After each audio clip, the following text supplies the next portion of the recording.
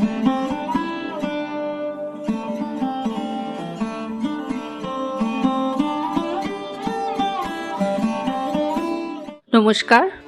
আমি মিতা। বাংলা সেরা সাহিত্য চ্যানেলে সকলকে স্বাগত জানাই। আজ আমি আপনাদের যে গল্পটি পাঠ করে শোনাবো সেটি সুলেখা সান্যালের লেখা। গল্পটির নাম পাষণ্ড। রাত ৩টের সময় রোজ ঘুম ভেঙে যায় প্রসন্নময়ীর। তারপরেও ১ ঘন্টা বিছানায় বসে মালা জপ করেন।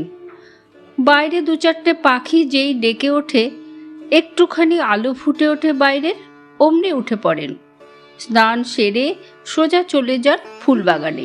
সেখান থেকে বেছে বেছে ফুল তোলেন। ঠাকুর ঘরে এসে সেগুলো গুছিয়ে সাজিয়ে রেখে চন্দন ঘষে ঘিয়ের প্রদীপ ধরিয়ে যখন পুজোয় বসেন, তখন সীতা নামে আশ্রিতা মেয়েটার ঝাঁটার শব্দ পাওয়া যায় কেবল। তারও কত পরে ওঠে গোপীমোহন, বড় মেজ ২ বউ, ছেলে মেয়েরা। সকালে সে নিঝুম প্রশান্তি নষ্ট হয়ে যায়। আজও সাদা দোপাটি জুঁই ফুলগুলো বেছে বেছে আলাদা করে রাখছিলেন মালা গাঁথবেন বলে। ২ আসনে ২ মূর্তি, একটি কালো কোষ্ঠী পাথরের, মাথায় তার সোনার মুকুট, ২ হাতে ছোট ছোট ২টি সোনার বালা, হাতে বাঁশি। ওটা বড় ছেলে গোপীমোহনের বিগ্রহ। প্রসন্নময়ীর বিগ্রহ গোপাল, সাদা পাথরের। তার গায়ে আভরণ নেই, নিরাবরণ দেহ। গোপীমোহন পোশাক দিতে চায়, গয়না গড়িয়ে দিতে চায়, নেন না তিনি। সোনার গয়নার জন্য বাড়িতে শান্তি থাকে না। চুরি হয়ে গেলে দেবতার চেয়ে গয়নার শোক বেশি হয়ে ওঠে। যিনি শান্তি দেন তাকে নিয়েই হয় অশান্তি। গোপীমোহনের বিগ্রহের জন্য এ ঘরে তালা দিয়ে রাখতে হয়। রাত্রে দরজা জানলা বন্ধ আছে কিনা দেখে শুতে হয়। এত অশান্তি সহ্য হয় না প্রসন্নময়ীর, কিন্তু নিজে চান না বলে গোপীর ইচ্ছায় বাধা তিনি দেন না। বরং ওর ভক্তি দেখে মনে মনে গর্ববোধ করেন। অপূর্ব আনন্দে বুক ভরে ওঠে। স্বামী কালীমোহন ছিলেন শাক্ত। ছেলেদের সামনেই কারণ বলে মদ খেতেন তিনি। তান্ত্রিক সাধনার নামে অনেক মেয়ে সর্বনাশ করেছেন প্রথম জীবনে। সেই উদ্দাম জীবনের মধ্যেই গোপীমোহনের জন্ম। প্রসন্নময়ীর মতো সুন্দর স্ত্রী পেয়েও সে পথ ছাড়তে তার অনেক দেরি হয়েছিল। অবশেষে একেবারে ভালো মানুষ হয়ে গেলেন কালীমোহন। মদ ছাড়লেন, চরিত্র শোধরালেন, আর কালী ছেড়ে কৃষ্ণ ভক্ত হয়ে গেলেন। গুরুর কাছে দীক্ষা নিয়ে একাহারী আর নিরামিষাশী হয়ে গেলেন। শেষের দিকের দিনগুলোই আর তাকে সংসারে ধরে রাখা যায়নি। গুরুর আশ্রমে কাটাতেন। বাড়িতে থাকলে তার অশান্তি হতো। প্রসন্নময়ীকেও দীক্ষা নিতে হলো। বড় ছেলে গোপীমোহন তখন কৃতী হয়েছে। তার সাহায্যে নবনীও উঠে দাঁড়িয়েছে। কেবল উদ্দাম রয়ে গেল ছোট মোহিনী মোহন। অন্য 2 ভাইয়ের মতো শান্ত হলো না তার প্রকৃতি। সে রুক্ষ আর বদমেজাজি হয়ে বিশ্ব সংসারের উপর বিরক্তি নিয়ে ঘুরে বেড়াতে লাগলো। অবশেষে 22 বছরের মোহিনী একদিন কাউকে না জানিয়ে মিলিটারির চাকরি নিয়ে পালালো। তারপর কয়েকটা মাসও গেল না। ছোট মেয়ে ললিতা বিধবা হয়ে ফিরে এলো শ্বশুর বাড়ি থেকে। সুযোগ বুঝে কালীমোহনও চোখ বুঝলেন। বড় মেজ 2 ছেলের বিয়ে দিয়ে গিয়েছিলেন কালীমোহন নিজেই। প্রসন্নময়ীও এবার সংসার ছেড়ে ঠাকুর ঘরে আশ্রয় নিলেন। গোপী এবার মন্ত্র নিল। তার সঙ্গে নিরামিষ খাওয়া শুরু করলো। কপালে সকলের তিলক ফোঁটা নিয়েই সে অফিস যায়। এমনি তার ভক্তি। প্রসন্নময়ীর পাশে বসে গোপীমোহন যখন পুজো করে, পুজো ভুলে তিনি ছেলের ভক্তি আপ্লুত মুখের দিকে তাকিয়ে থাকেন। আনন্দে তার চোখ দিয়ে জল পড়তে থাকে। 3টি ছেলের মধ্যে গোপীমোহন যে শ্রেষ্ঠ, একথা স্বীকার করতে প্রসন্নময়ীর লজ্জা নেই। মেজ ছেলে নবনী নেহাত ভালো মানুষ, কিন্তু দীক্ষার নামে সে হাসে। অবজ্ঞায় নয়, সংকোচে। বলে, দাদার মতো অত ভোরে উঠে শীতে গ্রীষ্মে কাঁপতে কাঁপতে পুজো করা, নিরামিষ খেয়ে একাহারী হওয়া আমি পারবো না মা। বলে প্রসন্নময়ীর পায়ে ধুলো মাথায় নেয়। গুরুদেব এলে সে যথেষ্ট ভক্তির সঙ্গে তার চরণামৃত পান করে, পাতের প্রসাদ মাথায় ঠেকিয়ে খায়। এতটুকু আপত্তি করে না বলেই প্রসন্নময়ীর এতটুকু বিরাগ নেই তার উপর। সবাই কি গোপীর মতো হতে পারে? একথা ভেবে তিনি নবনীকে অনায়াসে ক্ষমা করে যান। কিন্তু মা হয়েও ক্ষমা করা যায় না একজনকে, সে মোহিনী।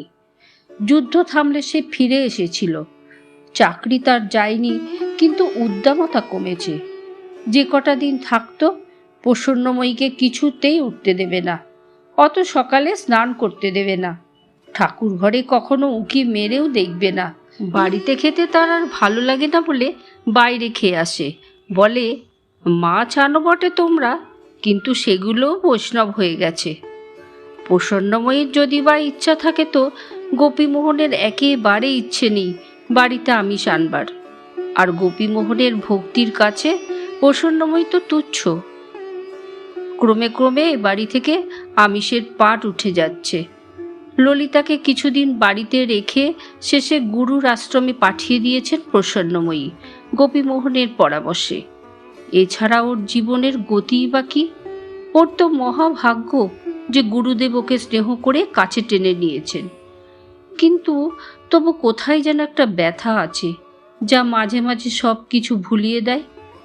তার সবচেয়ে ছোট মেয়ে ললিতা প্রথম যেদিন গুরুর আশ্রম থেকে চুল কেটে থান পড়ে এসে দাঁড়িয়েছিল, প্রসন্নময়ী হাউমাউ করে কেঁদে উঠেছিলেন। তার নিজের চুল তিনি কাটেননি, কাঁচায় পাকায় মেশানো এখনো এক রাশ চুল তার। শীত গ্রীষ্ম বর্ষা অনুসারে জামা গায়ে দিয়ে স্বাস্থ্য রক্ষা করে চলতে হয় তাকে। কিন্তু আশ্রমের নিয়ম যে বড় কড়া। সেখানে ললিতাকে থাকতে হবে এক বস্ত্রে একাহারী হয়ে। সে বিধবা এবং ব্রহ্মচারিণী। গোবিন্দ ছাড়া তার তো কিছু ভাববার দরকার নেই। গোপীমোহন প্রসন্নময়ীর কান্নায় বিরক্ত হয়ে বুঝিয়ে শান্ত করেছিলেন এই সব কথা বলে। ললিতাও কেঁদেছিল প্রসন্নময়ীর মুখের দিকে তাকিয়ে। হয়তো কিছু বলতেও চেয়েছিল, কিন্তু তার শোনবার সময় হয়নি। নিজের অশান্ত মনটাকে বারবার ধিক্কার দিয়েছিলেন। গুরুদেবের পায়ের তলায় ফেলে দিয়েও বিশ্বাস করতে পারছেন না ভেবে নিজেকে কেমন অসুচি লাগছিল তার। তাড়াতাড়ি তাই ঠাকুর ঘরে গিয়ে ঢুকেছিলেন। বেরিয়ে যখন এলেন তখন মনে তার পরম প্রশান্তি। তখন আর ললিতার মুখের দিকে তাকিয়ে কষ্ট হয়নি। শান্ত সমাহিত হয়ে তাকে গুরুর সেবা করবার উপদেশ দিয়েছিলেন। মোহিনীমোহন তখন কয়েকদিনের ছুটিতে বাড়িতে এসেছে। শুনতে পেয়ে সে হাসতে হাসতে বলেছিল, বাহ মা, তোমাকে কিন্তু মিলিটারিতে প্রচার সজীবের পদ দেওয়া উচিত। মরতে হবে সেই সোজা কথাটা ওরা কিছুতেই বলবে না, তাতে কত রকম যে রং চড়ায়। সোজা কথায় ললিতাকে বলে দাও না বাপু, ওই ভুঁড়েল গুরুটার সেবাদাসী করা হয়েছে তোমাকে। প্রসন্নময়ী সে কথা শুনে কানে আঙুল দিয়ে চোখ বুজে গোবিন্দ স্মরণ করছিলেন। প্রায় কেঁদে ফেলে বলেছিলেন, তোরও পাপ মুখে গুরুদেবের নাম উচ্চারণ করিস নে মোহিনী। ওঠ ওঠ আমার সামনে থেকে। সেদিন তার এক রুদ্র রূপ দেখা দিয়েছিল অপ্রত্যাশিতভাবে। মোহিনী তবু ওঠেনি, থামেওনি। বলেছিল, যা খুশি বলো, আমাকে মেনে নেব, কারণ আমি মিলিটারি ফেরতা। অনেক জাতের মাংস খেয়েছি, জাত ধর্ম গুলে খেয়ে ফেলেছি, কিন্তু একটা কথা আমাকে বোঝাও দেখি, যে ললিতার আবার কেন বিয়ে দেওয়া যাবে না? অমন সুন্দর মেয়েটা 60 বছরের একটা বুড়োর সেবাদাসী হবে কেন? তোমাদের ওই ভক্ত ভণ্ড গুরুর চেয়ে মিলিটারির অফিসারগুলো তাহলে অনেক ভালো বলো? বদমাইশি করে তো সামনাসামনি, অমন কৃষ্ণ নামের আড়ালে নয়। এরপর যে কদিন ছিল প্রসন্নময়ী আর মোহিনীর মুখ দেখেননি, কথাও বলেননি। যাবার দিন প্রণাম করতে এসেছিল, সে প্রণাম গ্রহণ করেননি তিনি।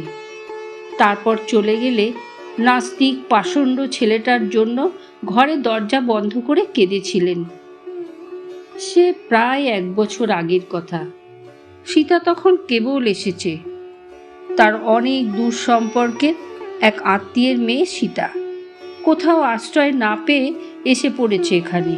তার মামা তাকে টাকার লোভে এক যক্ষা রোগীর সঙ্গে বিয়ে দিতে চায়। জানতে পেরে কোথা থেকে ঠিকানা জোগাড় করে সে প্রসন্নময়ীর কোলের কাছে পৌঁছে গেল। মেজ ছেলে নবনী নির্বিকার। বউরা প্রথমে কেউ খুশি হয়নি তাকে দেখে। গোপীমোহনেরও খুব মত ছিল না তাকে আশ্রয় দেওয়ার, কিন্তু সেই অতটুকু মেয়েটার দুঃসাহসের কাহিনী শুনে খুশি হয়ে উঠে প্রসন্নময়ীকে রাজি করালো একজন, সে মোহিনী। সীতা আশ্রয় পেয়ে গেল। আশ্রয় পেয়ে সে আশ্রিতা হলো না, বরং সবাইয়ের নির্ভর হয়ে উঠল ক্রমে ক্রমে। সংসারের সমস্ত কাজ সে নিজের হাতে করতে পারে, ছেলে মেয়েদের যত্ন করতে পারে, রান্না করতে পারে চমৎকার। তার আবদার নেই, বিরক্তিও নেই, খাটতে পারে আর হাসতে পারে। সবাইয়ের বিরক্তি মাখানো মুখ সমান হয়ে গেলে দেখা গেল এত খেটে অযত্নে ও অনাদরেও আগের চেয়ে বেশি স্বাস্থ্যবতী হয়েছে সীতা, আগের চেয়ে সুশ্রী। কোথাও তার বিষাদ নেই, যেন সে কোনো একটা পরম আশ্বাস পেয়ে গেছে কোথা থেকে। প্রসন্নময়ীর মাঝে মাঝে সীতার মুখের দিকে তাকিয়ে হিংসে হয়, বিস্ময় লাগে। তিনি বিশ্বাস করে দীক্ষা দিয়েছেন, সেই বিশ্বাস নিয়েই ঠাকুর ঘরে ঘন্টার পর ঘন্টা বসে থাকেন। কিন্তু প্রশান্তি কোথায়? ঠাকুর ঘরে চোখ বুজে বসে থেকেও তো সংসারকে ভোলা যায় না। সেখানকার নানা জ্বালা যন্ত্রণা থেকে থেকেই সব কিছু ভুলিয়ে দিতে চাই। প্রসন্নময়ী তার গোপালের হাসি মাখা মুখের দিকে তাকিয়ে থাকেন, কিন্তু নিজে হাসেন না কখনো। অথচ সীতা তো একটা নিরাশ্রয় মেয়ে, পরের বাড়ি দাসী বিক্রি করে দিন কাটায়। ওর পুজো নেই, বিগ্রহ নেই, গুরু নেই, কিন্তু কিসের যেন এক পরম বিশ্বাস আছে। প্রসন্নময়ীর মাঝে মাঝে সন্দেহ হয়েছে, দুটো বাড়ির পরেই কলেজের ছেলেদের যে হোস্টেলটা আছে সেখানকার কোনো ছেলের সঙ্গে ভাব আছে সীতার। বউরা ওর ভাঙা সুটকেসটা বিছানার তলা খুঁজে দেখেছে, কোথাও বেচাল হবার সূত্র রেখেছে কিনা মেয়েটা, বাচালপনা করেছে কিনা। প্রসন্নময়ীর নিজের লক্ষ্য রেখেছেন ও চলাফেরায় বিনা কারণে দরজার কাছে গিয়ে দাঁড়ায় কিনা, গোপী কিংবা নবনীর সঙ্গে অকারণে হাসাহাসি করে কিনা। কিন্তু সব দিক দিয়েই হতাশ করেছে সীতা তাকে, তার বউদের। কোথাও এতটুকু শিথিলতা নেই তার। গোপীমোহনের বউ বাপের বাড়ি গেলে সে গোপীর যেমন কোনো অসুবিধে হতে দেয় না, নবনীমোহনের বউয়ের অসুখ হলেও সে তেমনি সেবা করে। ওর নামে ডাকে আজ পর্যন্ত কোনো চিঠি আসেনি যাতে মনে করা যেতে পারে ওর মন পড়ে আছে বাইরে। দেখে দেখে প্রসন্নময়ী খুশি হয়ে উঠেছেন, ভালোবেসে ফেলেছেন মেয়েটাকে। সীতাও তাকে ভালোবাসে, সে কথা তিনি বুঝতে পারেন। পাশের ঘরে প্রসন্নময়ীর ঘুম ভাঙাও যেন অনুভবে বুঝতে পারে। তিনি দরজা খুলে বেরোলেই দেখতে পান নিজের খোলা দরজার সামনে হাসি মুখে দাঁড়িয়ে আছে মেয়েটা। এমনই হয় রোজ। তিনি স্নান করতে গেলেও তার ঘর পরিষ্কার করে দেয়, পুজোর ঘর পরিষ্কার করে, তারপর সংসারের অন্য কাজে লাগে। রান্নাঘর থেকে এঁটো বাসন বার করে, উনুনে আগুন দিয়ে উঠোন ঝাড় দেয়। এমনি করে শুরু হয় 20 বছরের একটা মেয়ের প্রাত্যহিক জীবন। ও যেন একটা যন্ত্র, কেবল কাজ করতেই জানে। আজও রোজকার মতো টুংটাং কাজের শব্দ পাওয়া যাচ্ছিল এতক্ষণ। চোখ খুলে প্রসন্নময়ী আর সেটা শুনতে পেলেন না। তার বদলে কানে এলো একটা দ্রুত পদশব্দ। ছুটে আসা এলোমেলো সেই পায়ের আওয়াজ সীতার ঘরের মধ্যে ঢুকে পড়ল। কান পেতে রইলেন প্রসন্নময়ী। দুবার ডাকলেন সীতার নাম ধরে, কিন্তু উত্তর পাওয়া গেল না। তার বদলে শোনা গেল একটা কান্নার শব্দ। কেউ যেন ভেতর থেকে ঠেলে আসা একটা কান্নার স্রোতকে কিছুতেই বেঁধে রাখতে পারছে না। ঠাকুর ঘর আর সীতার ঘরের মাঝখানের ব্যবধান দেওয়ার দেওয়ালটা যেন সে শব্দে হুমড়ি খেয়ে খেয়ে পড়ছে, যেন তার গোবিন্দ মূর্তির চারপাশ দিয়ে সে গুমরানো কান্নার শব্দ ভেসে ভেসে বেড়াচ্ছে। পুজো করা হলো না। প্রসন্নময়ীর সকালবেলার প্রসন্নতা নষ্ট হয়ে গেল। মালা গাঁথতে গিয়ে দুবার আঙুলের ছুঁচ ফুটে গেল। চেষ্টা করেও গুনগুন করে গোবিন্দ স্মরণ করা হলো না। উঠতে হলো। সীতার ঘরের দরজা ভেতর থেকে বন্ধ। দরজায় কান পেতে সীতার কান্নার শব্দটা এবার স্পষ্ট শোনা গেল। দু হাতে দরজায় ধাক্কা দিয়ে মৃদু উত্তেজিত গলায় প্রসন্নময়ী ডাকলেন, সীতা, দরজা খোলো, সীতা। দরজা খুলে দিল সীতা। তার গায়ের জামা সামনের দিকে ছিঁড়ে নেমে এসেছে। তার চুল এলোমেলো, নাকের পাশে, ঠোঁটে আর গালে লাল লাল আঁচড়ের দাগ দেখে প্রসন্নময়ী শিউরে উঠে চোখ বন্ধ করলেন। সকালবেলায় এই কোন পাপের মূর্তি তার সামনে দাঁড়িয়ে? সীতারও দু চোখের স্তম্ভিত দৃষ্টি, যেন হঠাৎ কেউ তাকে বিনা কারণে এক প্রচণ্ড চড় মেরেছে গালে, যেন তার পায়ের তলার মাটি হঠাৎ ধসে পড়েছে। হঠাৎ যেন শুকনো মাটি থেকে অগাধ জলে পড়ে গেছে সে ফুলে ফুলে কাঁদে, কিন্তু কথা বলে না। প্রসন্নময়ী ছটফট করে ওঠে। সীতার হাত ধরে ঝাঁকানি দিতে গিয়ে আবার কি মনে করে পিছিয়ে আসেন। বিকৃত স্বরে বলেন, কি হয়েছে বলো বলো। সীতা বলে, গোপীদা। কথা শেষ করতে না দিয়ে আর্তনাদ করে যেন থামিয়ে দিতে চাইলেন প্রসন্নময়ী। কি বললি? গোপী? কি কি করেছে গোপী? আমি কেবল রান্নাঘর থেকে বেরিয়েছি, আমার মুখ চেপে ধরে হঠাৎ ঘরে নিয়ে গিয়ে গোপীদা। হঠাৎ প্রচণ্ড এক ধমক দিয়ে ওঠেন প্রসন্নময়ী বিকৃত গলায়। মিথ্যে কথা! গোপীর নামে অত বড় মিথ্যে কথা বলিস রে সীতা। তোর মনে পাপ আছে, তুই ঢুকেছিলি গোপীর ঘরে। শিউরে উঠে মাটিতে বসে পড়ে দু হাতে প্রসন্নময়ীর গরদ ঝাঁকা পায়ের মধ্যে মাথা গুজে সীতা বলে, না মাসিমা, না, আমি তা কেমন করে পারি? বড় বৌদি চলে যাবার পর আমি কখনো একা ও ঘরে ঢুকি না। গোপীদার ব্যবহার আমার ভালো লাগছিল না অনেক দিন থেকে। একা পেলেই এমন সব কথা বলতেন আমাকে। সীতার চোখের দিকে তাকিয়ে থরথর করে কাঁপা প্রসন্নময়ী সে কথা বিশ্বাস করতে ইচ্ছে হয়। মেয়েটা দু চোখে করুণ মিনতি। কিন্তু গোপী, তাই বা কি করে হবে? প্রসন্নময়ী এবার হঠাৎ কেঁদে ওঠে নিঃশব্দে। সে কান্না সীতার প্রতি সহানুভূতিতে নয়, তাকে অবিশ্বাস না করতে পারার যন্ত্রণায়। তখনও তার দৃষ্টি কঠোর। চোখ মুছে শক্ত হয়ে বলেন, কি বলতো তোকে গোপী? সীতা চোখ মুছে বলে, সে কথা শুনলে ঘেন্না করে, সে আপনার শুনে কাজ নেই। কাউকে বলিসনি কেন তবে? সীতা ম্লান হেসে বলে, কাকে বলবো? কে আমার কথা বিশ্বাস করবে? আমাকে? আপনাকে? এত দুঃখের মধ্যেও সীতার মুখে ম্লান হাসি ফুটে ওঠে কান্নার বদলে। আপনি তো বিগ্রহ আর গোপীদাকে সমান বিশ্বাস করেন, নইলে ললিতাদিকে। ধমক দিয়ে থামিয়ে প্রসন্নময়ী বলেন, থাম, গোপী তোর কি করেছে বল। সীতা তার পায়ের উপর হাত রেখে মাথা নিচু করে বসে রইল একটুখানি সময়। তারপর মাথা তুলে সহজ ভাষায় বলল, আমি কেঁদে ফেলে বলেছিলাম, আপনি না পরম ভক্ত, আমি আপনার মেয়ের মতো, তবুও এ প্রবৃত্তি কেন আপনার? বললেন, গুরুদেবের কটা করে সেবাদাসী থাকে জানিস না? বেশি ফাজলামি করলে একটা অপবাদ দিয়ে তাড়িয়ে দেব তোকে বাড়ি থেকে। প্রসন্নময়ী যেন গল্প শুনছেন, সম্মোহিতের মতো বলেন, তারপর?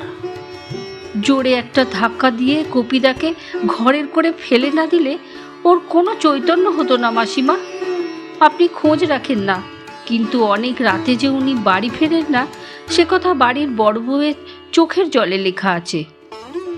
প্রসন্নময়ী কানে আঙুল দিয়ে কাঁপতে কাঁপতে ফিসফিসে গলায় যেন আর্তনাদ করে ওঠেন, আর বলিস নে সীতা, আর আমি শুনতে চাইনি। কিন্তু তোর সব কথা যদি মিথ্যে হয়, যদি সত্যি না হয়, তবে কি শাস্তি নিবি তুই? সীতা এবার উঠে দাঁড়ায়, চোখ মুছে ফেলে। যদি মিথ্যে হয় মাসিমা, তবে আমার সবচেয়ে যা দামি জিনিস তাকে যেন চিরকালের মতো হারাই, সেই শাস্তি আপাকে দেবেন। নিরাশ্রয়া অসহায় একটা মেয়ে অকম্পিত গলায় কি যেন একটা শপথ করছে। অন্যমনস্ক প্রসন্নময়ীর তা কানেও যায় না। এগিয়ে যেতে যেতে বলেন, আজ সারা দিন ঘর থেকে বেরোতে পাবি না তুই। তোর হাতের জল এই সংসারের কারোর মুখে উঠবে না যতক্ষণ তোর কথার সত্যি প্রমাণ না পাই। আমার গোপীমোহনের এত বড় কলঙ্ক দিয়েছিস তুই, যে একাহারী নিরামিষাসী সাধু। যদি মোহিনী হতো অবিশ্বাস করতাম না আমি। সে দেবতা মানে না, তার পক্ষে পাপ করা সম্ভব। কিন্তু তুই কি শোনাতে চাস আমাকে? দরজা বন্ধ করে দে সীতা। দরজা বন্ধ করতে করতে সীতার মুখে এক বিচিত্র তিক্ত হাসি ফুটে ওঠে, যেন ক্ষত বিক্ষত বিধ্বস্ত চেহারাটা তারই সভায়ের সামনে টেনে নিয়ে যেতে খুব ইচ্ছে আছে। ছেলেমেয়েরা উঠোনময় ছড়িয়ে ছিটিয়ে হুল্লোড় করে বেড়াচ্ছে। মেজ বউ নিত্যকার অভ্যাস মতো বেলায় উঠে সীতার ফেলে রাখা কাজের চাপে দিশেহারা হয়ে বিরক্ত মুখে তার ঘরের দিকে এগিয়ে আসতে আসতে থমকে দাঁড়ালো প্রসন্নময়ীকে দেখে। নিজেই জানিয়ে দিলেন তিনি, সীতার অসুখ করেছে বৌমা, কাজকর্ম আজ নিজেরা করে নিও। নবনীকে বলো বড় বৌমাকে নিয়ে আসুক। মেজ বউ ভালো মানুষ, নইলে সে প্রসন্নময়ীর দু চোখের স্তম্ভিত দৃষ্টি দেখে বুঝতে পারত সীতার আর যাই করে থাকুক অসুখ করেনি। বুঝতে পারে না বলেই বোকার মতো বলে, কি হয়েছে সীতার? অক্লান্ত কর্মা মেয়েটার এমন কি হতে পারে যার জন্য ভোরবেলায় পুজো ফেলে প্রসন্নময়ী তার বন্ধ দরজার সামনে দাঁড়িয়ে আছেন? কি হয়েছে? এতক্ষণে যেন প্রসন্নময়ীর সম্বিত ফিরে আসে। স্বাভাবিকভাবেই সবাই জানতে চাইবে সে কথা, কি হয়েছে। স্থির গলায় বলেন, ও ঘরে তোমরা কেউ যেও না মা, ওর হয়তো বসন্ত হবে। দুপা সরে গেল মেজবু সে কথা শুনে, আর নিজের বলা মিথ্যে কথাটা যেন বাজে শব্দের মতো বুকে গিয়ে বিঁধল প্রসন্নময়ী। আজ সকালের পুজো তার নষ্ট হয়ে গেছে। আধখানা গাঁথা মালা পাথরের থালায় পড়ে আছে। গোপালকে স্মরণ করতে গেলে সীতার বিধ্বস্ত চেহারাটা ভেসে ওঠে, সব অন্ধকার করে দিচ্ছে। আর এসব কিছুর মূলে নাকি গোপীমোহন, নবনী নয়, মোহিনী নয়। পুজো করতে বসলে বিগ্রহের মতোই যে সমাহিত হয়ে থাকে, সেই তার গোপীমোহন। পুজোর ঘরের সামনে স্থানুর মতো দাঁড়িয়ে থাকতে থাকতে দেখলেন গোপী বেরোচ্ছে পুজো সেরে। সাদা গরদের ধুতি পরা শুভ্র দেহ, রোজকার মতোই চন্দনের তিলক তার মুখে, কপালে, নাকে। বুকে কৃষ্ণের পায়ের ছোট ছোট চন্দনের ছাপ এখনো শুকোয়নি। রোজকার মতোই এগিয়ে এসে সে প্রসন্নময়ীর পায়ের ধুলো মাথায় নিল, জিভে কপালে বুকে ছোঁয়ালো। মুখে গুরুর দেওয়া দীক্ষা মন্ত্র।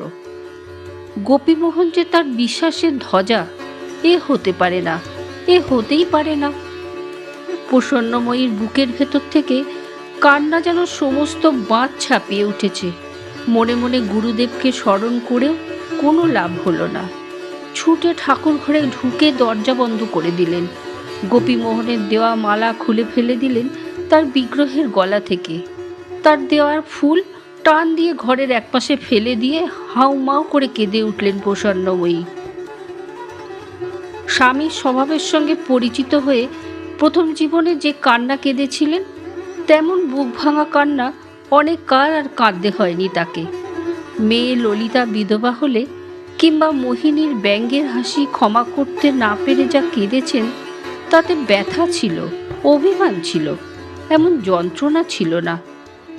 এ দুঃখ তার ছেলে গোপীমোহনের জন্য নয়, তার 5টা ছেলে মেয়ে কিংবা বউটার কথা ভেবে নয়। এ যেন কেউ তাকে ওপরের আকাশ থেকে ছুঁড়ে নিচের মাটিতে আছড়ে ফেলে দিয়েছে। তার বুকের মধ্যে থেকে কে যেন বারে বারে আর্তস্বরে বলে উঠেছে, এ হতে পারে না, এ হতে পারে না। নবনীর ছেলে মেয়ে 3টি অকারণে আজ মেজ বউয়ের হাতে মার খাচ্ছে, কারণ সংসারের হাল ধরতে আজ সীতা নেই। নবনী তার তেলের বাটির জন্য চেঁচিয়ে বেড়াচ্ছে, কারণ সেটাও এগিয়ে দেয় সীতাই। হয়তো আর খানিকটা পরে গোপীমোহনের বউ এসে পড়বে, তখন হয়তো সংসারে আরও বেশি বিশৃঙ্খলা দেখা দেবে ওই একটা মেয়ের অভাবেই। অথচ কেউ জানে না ওই মেয়েটাই কি ভীষণভাবে নাড়া দিয়েছে প্রসন্নময়ীর বিশ্বাসের মূল ধরে। সীতার আর জায়গা হবে না এই সংসারে, পৃথিবীতে ওদের মতো মেয়ের জায়গার অভাব হবে না। শক্ত হাতে দরজা খুলে বেরিয়ে এসে সীতার বন্ধ দরজায় ঘা দিয়ে প্রসন্নময়ী বললেন, দরজা খোলো সীতা। দরজা খুলে গেল ভেতর থেকে।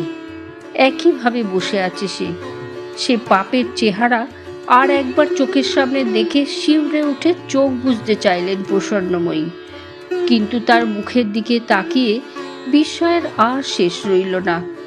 কাঁদছে না সীতা, বরং কেমন উদ্ধত দৃষ্টিতে তাকিয়ে রয়েছে তার দিকে, যেন সে ব্যঙ্গ করছে প্রসন্নময়ীকে। তার অস্থিরতা সমস্ত ইন্দ্রিয় দিয়ে অনুভব করে উপভোগ করছে। হাত ধরে সামনে তাকে টেনে এনে অস্থির গলায় ছটফট করে উঠলেন প্রসন্নময়ী। তুই মিথ্যে বলেছিস সীতা, আমি বিশ্বাস করতে পারছি না, বিশ্বাস করি না। আমি মিথ্যে বলিনি মাসিমা। আরও শক্ত করে হাত চেপে ধরে বিবর্ণ ভীত মুখে কর্কশ গলায় কথা বলে উঠলেন প্রসন্নময়ী। তুই 20-22 বছরের একটা যুবতী মেয়ে, তোর বাসনা কামনা সব আছে, তারই তাগিদে তুই ওর ঘরে ঢুকেছিলি। আমি তা পারি না মাসিমা। পারিস না? তুই একটা নিরাশ্রয় মেয়ে, পরের সংসারে দাসীর মতো খাটিস, অথচ এতটুকু বিষণ্ণতা নেই? এত খুশি তুই কেমন করে থাকিস? তোর গুরু নেই, বিগ্রহ নেই, অথচ কিসের তোর বিশ্বাস?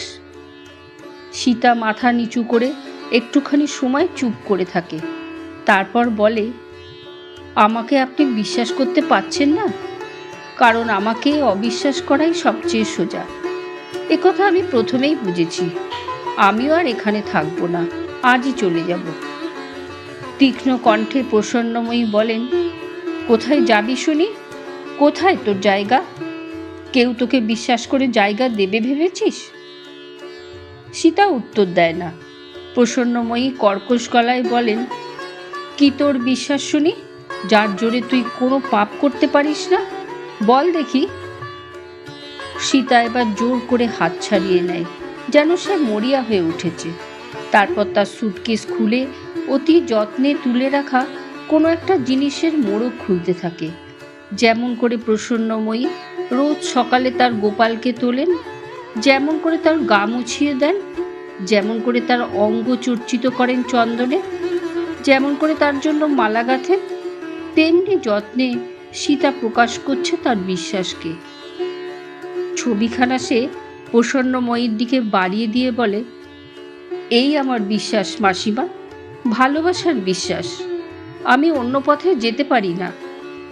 প্রসন্নময়ীর কাঁপা হাত থেকে মিলিটারি পোশাক পরা হাসি মুখ মোহিনীর ছবিটা মাটিতে পড়ে যেতে সীতা সেটা সযত্নে কুড়িয়ে নেয়। প্রসন্নময়ীর ঠোঁট থরথর করে কাঁপছে। ফ্যাকাশে মুখে বলেন, মোহিনীকে তুই এত বিশ্বাস করিস? কোন সাহসে? যে সাহসে লোকের দুঃখ কষ্টেও ভেঙে পড়ে না। ও জাত মানে না, ধর্ম মানে না, দেবতা গুরু কিছুই মানে না। ও পাষণ্ড হয়ে গেছে যুদ্ধে গিয়ে। তোকে ঠকাবে না জানলি কি করে? সীতার সমস্ত মুখ এবার লাল হয়ে ওঠে। মাথা নিচু করে অস্ফুটে সে বলে, জানি। প্রসন্নময়ী এবার জেদি গলায় বলেন, কিন্তু সব শোনবার পর মোহিনী যদি তোকেই অবিশ্বাস করে, যদি আমি সে ব্যবস্থা করি? সীতা শান্ত চোখে প্রসন্নময়ীর মুখের দিকে হাসি মুখে তাকিয়ে থাকে। প্রসন্নময়ী ঝগড়াটে হিংসুকে চোখে সে মুখের দিকে খানিক তাকিয়ে থেকে হঠাৎ সীতার হাত থেকে ছবিখানা কেড়ে নিয়ে টুকরো টুকরো করে ছিঁড়ে ফেলে বলেন, এই আমি ছিঁড়ে ফেললাম ছবি, এখন? তবু সেই একই দৃষ্টিতে তাকিয়ে থাকে মেয়েটা। তার সারা মুখের লাল আঁচড়গুলো তখনও মেলায়নি, তখনও তেমনি বিধ্বস্ত ক্লান্ত চেহারা তার, কিন্তু সব ছাপিয়ে উঠেছে তার সেই নিঃশব্দ হাসি, সে মুখে শরতের আলো এসে পড়েছে জানালার ফাঁক দিয়ে, দু চোখের কোণে তখনও চিকচিক করছে জল। হাসি দিয়ে কি যেন বোঝাতে চাইছে প্রসন্নময়ীকে। হঠাৎ পাগলের মতো প্রসন্নময়ী দু হাতে একেবারে বুকের মধ্যে জড়িয়ে ধরেন মেয়েটাকে। তার চোখের জল সীতার মাথার চুলে ঝরে ঝরে পড়ে। ধন্যবাদ। গল্পটি যদি আপনাদের ভালো লেগে থাকে তাহলে লাইক করুন, কমেন্ট করুন, শেয়ার করুন, সাবস্ক্রাইব করুন আর ডান দিকের বেল আইকনটি প্রেস করুন।